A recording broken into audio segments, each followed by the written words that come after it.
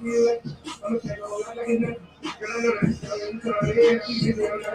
right, welcome in. This is the Illini Nation pregame show on your WCIA digital channels here. Wherever you're tuning in, we appreciate it. He's Tristan Thomas. I'm Glenn Kinley. We got just about 90 minutes to kick off, maybe 88 at this point, between Illinois and Indiana. It is a ranked matchup for the first time in a long time and a big game for me. 1950, the last one. And I think that speaks to the state of these two programs, right? Not traditional football powers, but you look at where they are now, 3-0 in the top 20, Illinois in the top 10, and it's a chance to really submit yourselves. Hey, we are a college football playoff contender. We've got a marquee win already under our belt through 4 games. That's what's on the table here. For teams and fan bases are really saying, hey, we've got a team that's a contender. Now it's time to go out and prove it. You're just starting file in on the other end zone down this way for Indiana. We do expect it to be a pretty full crowd tonight. There's towels on every seat that says beat Illinois. A lot to unpack for this one. Let's start, Tristan, with the injury report. This is the Illini Nation pregame show. If you're just joining us, we appreciate you watching. Xavier Scott's the big one. He's out. There has been speculation that it could be long-term. We don't know that. We have not reported that because we haven't heard it from Coach Bielema himself. But we know that he's not playing today. Yeah. That's a big blow. Preseason All-Big Ten first-team player, an All-American last year. I mean, when you hear second opinion, right, in Red Bielema's availability, that raises some red flags. And it didn't sound like he was going to go today, and we know for sure now with the availability. He's out, and now it's up to these other guys in the secondary. Tanner Heckel, a guy like Tyson Brooks, who can step up and fill that void on the outside against, of course, Indiana, known as a running team, but Fernando Mendoza, he can spin it. They're gonna look to throw, and it's gonna be a challenge to stop it. We're talking about Tanner Heckel. We're talking about Tyler Strange, who played for today. Tyson Brooks is another guy who could get some snaps in that spot. Tanner Heckel had a very good game at 2, and give him credit. He had a massive game. He didn't play a ton of snaps. You can see that as a good thing or a bad thing. You can say, hey, he didn't play many snaps, and he still made a great impact. You can say, hey, this guy hasn't played a ton of snaps. He's going to play a lot tonight. We will see. He's a true sophomore. Played 8-man football in high school, but he's been really impressive. The coaches really, really like him. That's a big matchup. Let's call it like it is. We know the defensive back's mind is one. If the offense finds a hole there and they say we can beat this guy, they will go to him over and over and over. We saw it a few times with Janine Clark last year. Yeah. He is also out today. The team said, we think we got him. They're going to throw to him a bunch of times. Janine made some great plays last year. That's not a knock at Janine Clark. He ended up stepping up in many ways. But that's a spot that offense will try to abuse. I would be very surprised if early in this game, whoever it is, Tyler Strange, Tanner Heckel, if they didn't take a shot his way and say, we're going to test you. Yeah. And if he makes a big play, maybe they say, all right, maybe we can't throw at this guy every time. If they get a 40-yard gain, a 50-yard gain on one of those guys, and at the spot that Xavier Scott usually plays, they will go back to it. But I expect the Hoosiers to try it early as basically a little test of, like, can this guy guard our guy? Well, one of my best parts of the week for us is whenever we get to talk to Illinois assistants, namely Corey Parker, and I was talking to him about the defensive back position this week, and what a challenge it is to play that position and coach it even in the way offenses are so predicated on throwing the ball. You got the officials seemingly against you. It's a difficult position to officiate, and you got all these pass interference and all that stuff can get called against you. And it really comes down to, okay, do you have the intangibles? And Tanner Heckel, we've heard so much about the staff loves his intangibles. So the athlete, he's a big-time athlete and certainly has the skill set. Tyson Brooks, 6'4". I mean, a guy that's moved all around the field, but if he can figure out the technical side of it, that's a real challenge of playing defensive back is not committing penalties, not holding the receiver, things like that. Who's going to really be able to lock in on the intangibles, make plays, but not draw penalties? That's a fine line. It's a challenge. But plenty of guys who can do that. Some other injury report notes I want to give you. I mentioned Janine Clark. He is out. That was expected. We didn't talk to Coach Bielema the week. He did not expect him to play this week. 3 guys who are in the lineup, or I should say expected to play, that we expected. Dylan Rosiak and Ian Woffrey. Those guys, no doubt, that practice all week. Justin Bowick, Bielema had said on Thursday, it looks like he's going to go. Now he was not on the availability report at all, which means he is good to go. Justin Bowen will play today. A challenge for the Illini offense, trying to start faster. Yeah. We saw just 10-0 at halftime against Western Michigan. We know at Duke it was a 1-point game at halftime, and Illinois ran away in the third and fourth quarter, but getting that faster start, a big piece of that is an offensive line that came into this season with really, really high expectations. And I'm not going to tell you they've been awful, but I will tell you, and I think they would agree even, that they have not been as good as they think they could be. Had some slow starts. I mean, you saw it in that Duke game. They were able to get some pressure on J.C. Davis's side and get to Luke Altmaier. You gotta get some surge in the run game too. That's something you haven't really seen a ton of. And you almost wonder if it's got to be a challenge again. Maybe get up for a Western Illinois, a team you know you can beat, Western Michigan. Duke certainly was a challenge and is a marquee road win. But for a game like this, you don't gotta teach any of that. Everyone's gonna be ready to go juiced up for this one. So maybe that's part of a fast start is just being ready to go, knowing the other team, knowing you're walking into a hostile environment. You're going to have to set the tone, or otherwise the crowd's going to jump on you and get rolling.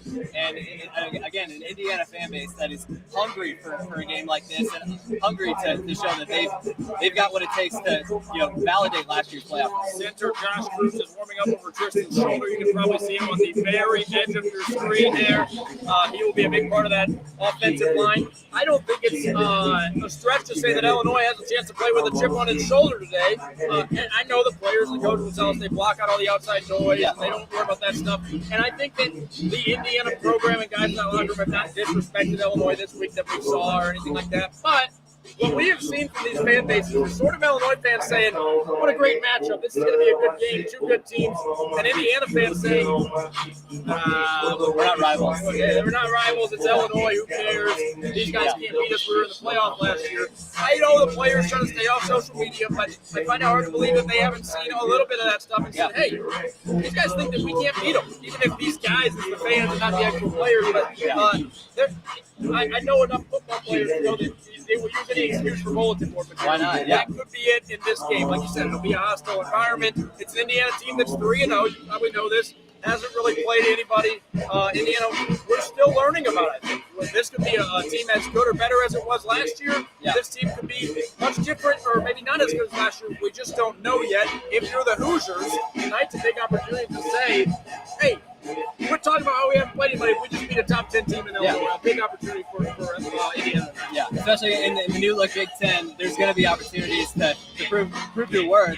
I mean, last year the Ohio State game was that chance, and it's always the Notre Dame game, and now you look to, okay, the two ranked games they had last year, they didn't win them. And Illinois certainly fell short in some big games, some ranked games, some road games, Oregon and Penn State. So this Indiana team is on paper the caliber of those teams talent-wise. So you've got to learn from those experiences, and the offensive line's got to get going. I mean, we just saw Aiden Lawfrey run behind us as well.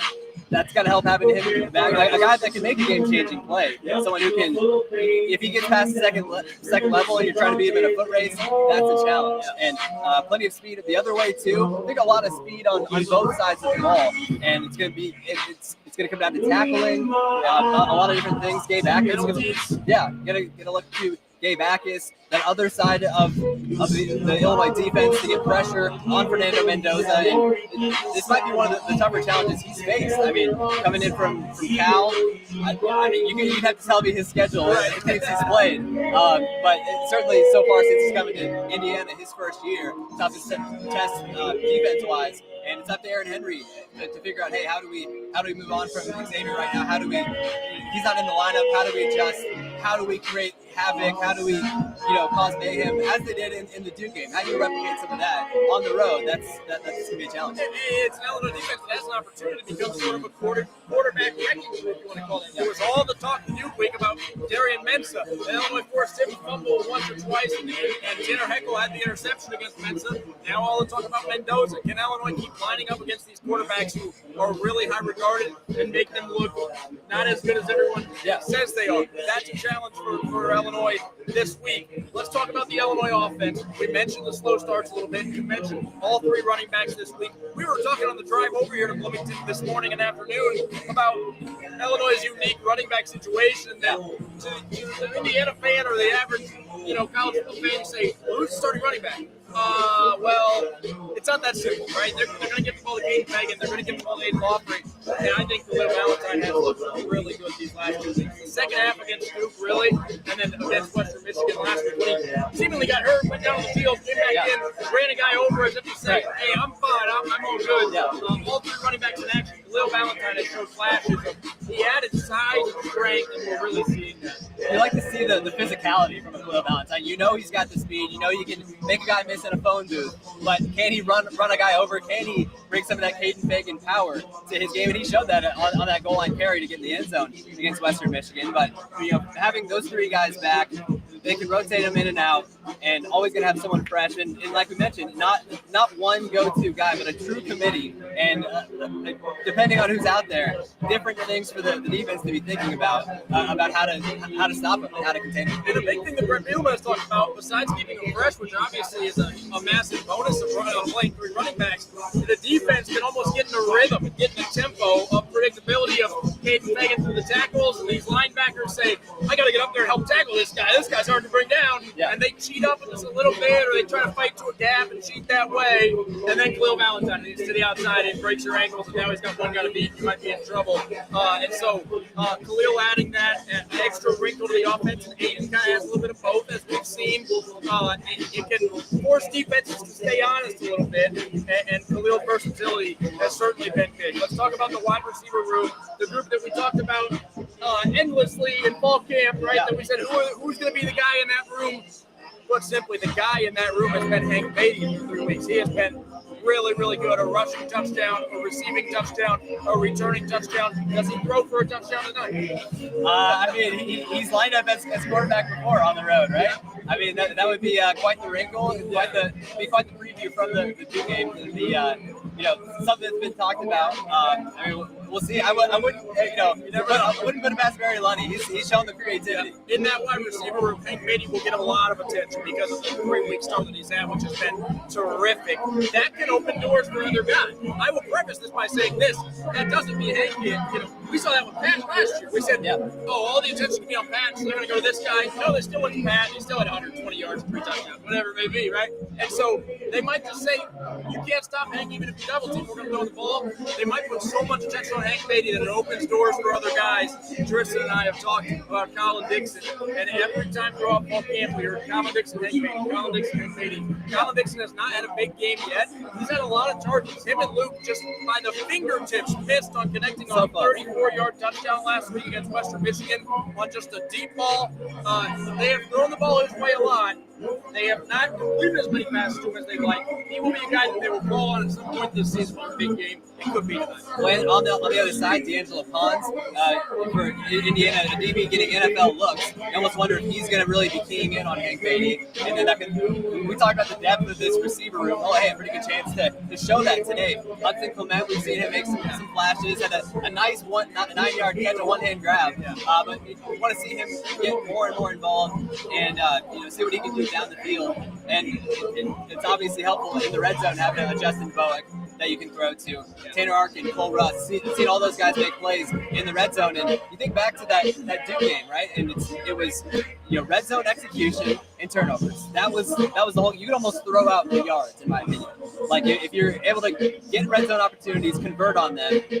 That's a huge piece of the puzzle. Even at last week, you had Western Michigan. It wasn't a red zone, but they missed a field goal and they got stopped on 4th and 1 right before halftime. If they get both of those, that's a tied game, 10-10 at halftime. It's those. When you get in the red zone, you've got to punch it in. Brett Bielema has said before that oftentimes college football teams beat themselves, and more college football games are lost rather than won. Illinois is one of very few teams in the country without a turnover yet this year. They've been really good at taking care of the ball. You mentioned that DB Pons. Indiana could be a team that tries to force them into those mistakes. Luke Altmaier keeping his composure, and I really think, we already talked about it, but I'm going to go back to it, getting that run game going early. If you get in these situations where it's 3rd and 12, 3rd and 9, 2nd and 16, penalties, right, 2nd and 20, where you got to throw and the defense knows you're going to throw, that's where you run the risk of turnovers factoring in. When you get downhill on early downs and you're playing in short yardage situations, 2nd and 4, 3rd and 2, and you can keep that defense honest, you have an opportunity to take less risks in the passing game, right? Luke Altmaier used his legs a little bit. We've seen that at times. That could be a factor in that as well. They got all 3 running backs and Luke can run it. So 4 guys can run it, and he can throw to about 7 different receivers. Some other receivers we should mention. I think we mentioned Bowick, obviously Hank Patey, Colin Dixon. You mentioned Hudson Clement, Ashton Collins. Yeah. 2 catches last week, but they were on the same drive, and the second one was a touchdown. Yeah. I joked about it during the game, but there's some truth to it, is that Indiana certainly said, we got to find out what Ashton Collins. Go back to the EIU tape from last year in the season opener for Illinois. And so Ashton Collins is another guy you have to prepare for. I think Illinois ran late in the game against Western Michigan some sort of, I don't want to call it a trick play, but it was a flip pass about 2 or 3 yards forward to one of the tight ends. I think maybe it was Cole Ross or Tanner Harkin. It didn't get much, but all of a sudden Indiana says, wait, that's in the playbook. We got to prepare for that. So we've seen a lot of that. It's also probably fair to say that Illinois hasn't seen much from Indiana. In these last 3 games, they've won handedly.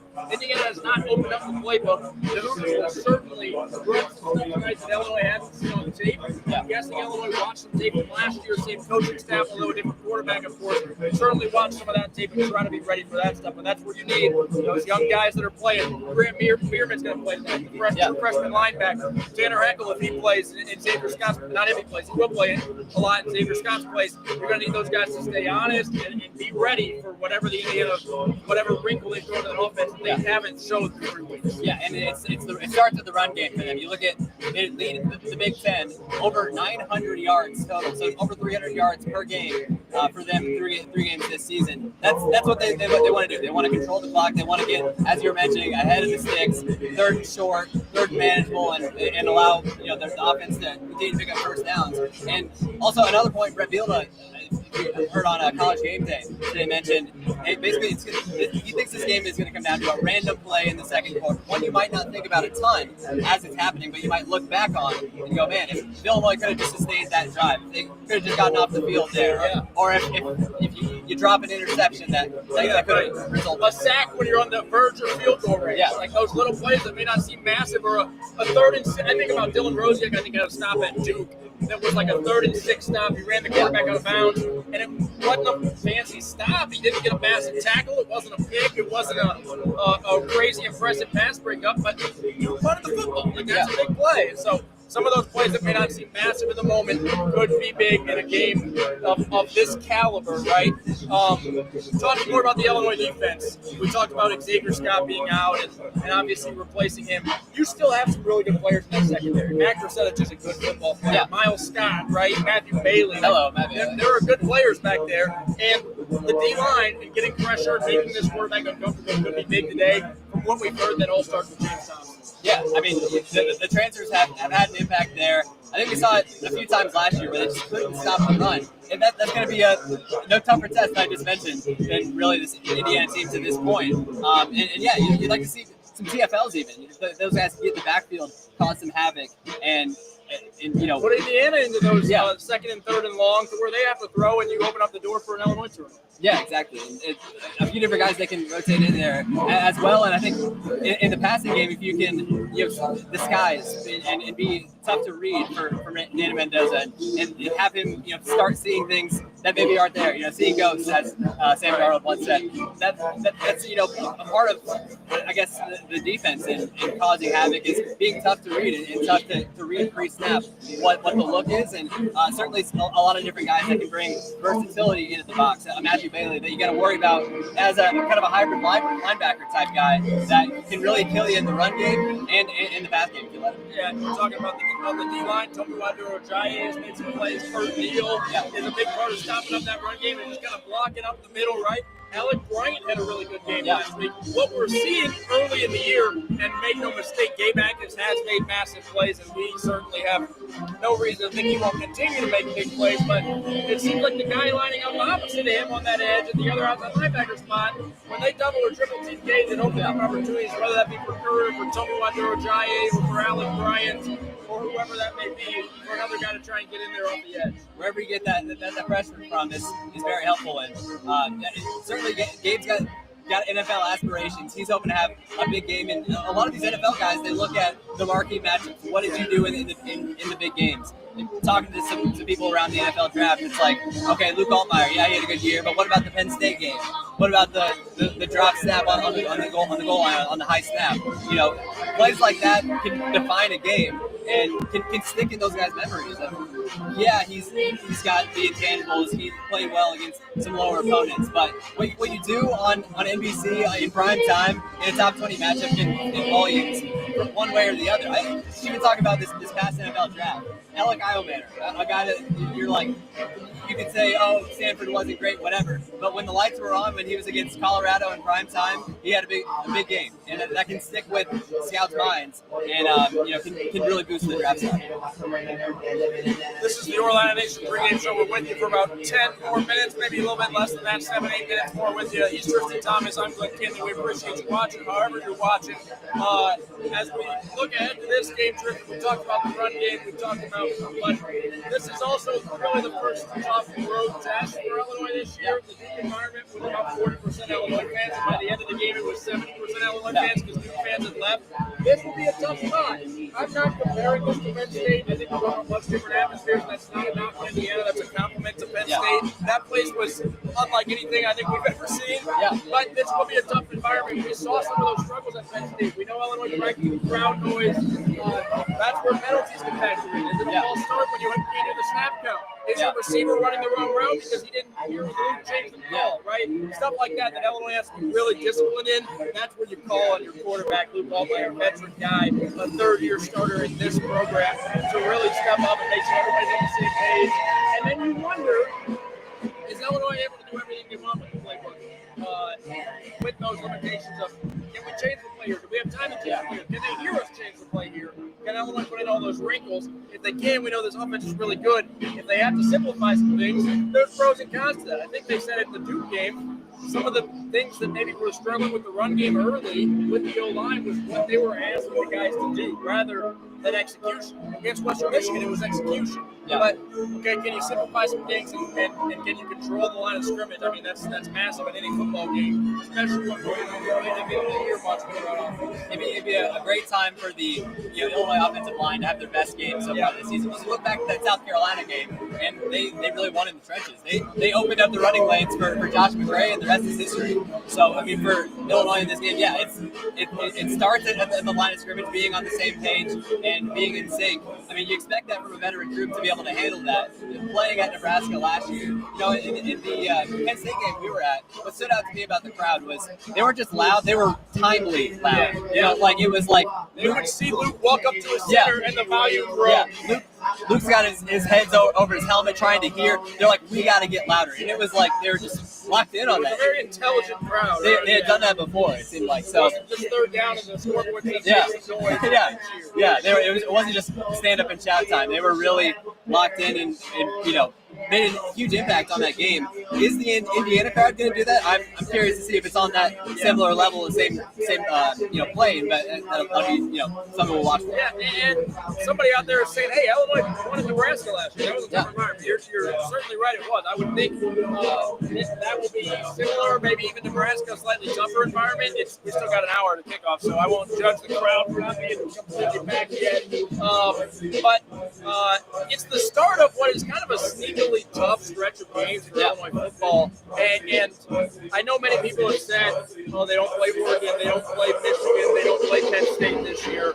But the next 4 games, counting this one, you got Indiana, you got USC, big noon kickoff for Fox is going to be there in case you missed it. We got a story on that on our website.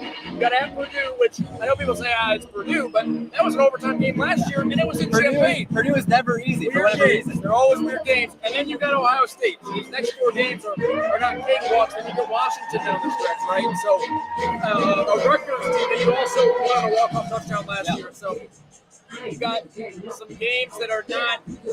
There's very few, if any, games in the schedule for Illinois. You say, I can't win that one. There's also not a ton of games where you say, there's no way we lose that one. Maybe a couple there, like Wisconsin hasn't looked great, right? I don't think Rutgers looked very good against Iowa last night. But the game that I just mentioned, Indiana, USC, at Purdue, I know it's Purdue, but it's Purdue again, Illinois, right? And then Ohio State. Like, that's a tough 4-game stretch. You would love to start that on a positive note. And let's just call it like it is. I know the team doesn't operate this way. We operate this way. You win every game you win is more buffer room or leeway or whatever you want to call it to get in that college football playoff. If you go into the Ohio State game with 2 losses, you probably can't lose that game and get the playoff. If you go into that game unbeaten, you're kind of playing with house money at that point. All right, we lose to Ohio State. We have 1 loss, and it's to a number 1 team in the country. So betting national chance. Yeah, you're feeling all right about that one, right? But every game Illinois can win, it's more leeway for the next one. If Illinois had dropped that 2 game, all of a sudden you're going to Indiana saying this is a must-win game. This one doesn't feel like a must-win game. USC maybe feels like a must-win game if you lose this week, right? And so you go into the next week with less pressure. And again, whether or not the team feels that or thinks that way, I don't think they do, but it's certainly a note that's worth talking about. You're setting the table for what this season could be. You've heard all the preseason hype. It's time to prove it. This is proving grounds for this game, and certainly if Illinois loses this game, it's not the end. It's going to be dramatic online, I'm sure, but it won't be the end of the world. College football fans are going to overreact. No, and I want to challenge Illinois fans that we can live with this result. You want it to be a close game. You want to look good, but take a moment and just look around at where Illinois football is. I'm seeing a number 9 Illinois football team. Like that's just a huge testament to what this program has become under Brett Bielema. Retaining so many guys, how challenging that is in this college football landscape speaks a lot to the team culture and the belief that these guys have in the coaching staff and in each other and what this program can do and what it can be. Certainly, you look at the opportunity for this season, but man, the fact that we're talking about the possibility of a college football playoff is tell it to someone 5 years ago, 10 years ago. Like it's unheard of. So it's a fun environment, should be a loud crowd, and a huge chance to get a marquee win. All right, as we talk about, we wrap up here in the next minute or 2 here. We've done this before on Pregame Show. We've done random predictions, not necessarily hot takes. Sometimes they're hot takes, sometimes they're boring takes, sometimes it's who we think's going to score, who we think's going to up. I kind of got 2 this week. First one is the cold, not cold take, but the least spicy take of all time. I think Gabe Ackes does Gabe Ackes thing. I think you see Gabe rise to the occasion under the lights here at Bloomington and really have a big game and be talked about nationally next week as, oh my gosh, this guy's one of the best defenders in the Big Ten. I also think, this is a weird one, Bielema's hyped up Keelan Crimmins this week, the Illinois punter. I'm going to have a completely random prediction that Keelan Crimmins is going to be big in this game. I don't know if he pins Indiana deep and they get a safety, or if he flips the field a couple times and just changes momentum into where he backs him up late, or whatever it may be. Keelan Crimmins, MVP, you heard it here first. I saw him pregame. He's rocking the mullet. He's looking confident. I don't want to bet against a guy with a mullet, you know? Why not? I guess my big bold prediction, I think I've said it elsewhere, but I see this as a Colin Dixon game. We hinted at it a little bit. I think he's going to make a couple big plays, get in the end zone, and, will be a guy we're talking about postgame. All right. We appreciate you watching the Illini Nation Pregame Show with Tristan Thomas. I'm Glenn Kinley. We will have all sorts of postgame coverage for you on WCIA News at 10. If the game's over in time, we'll have the highlights for you. We'll have a live report if we can and all that stuff.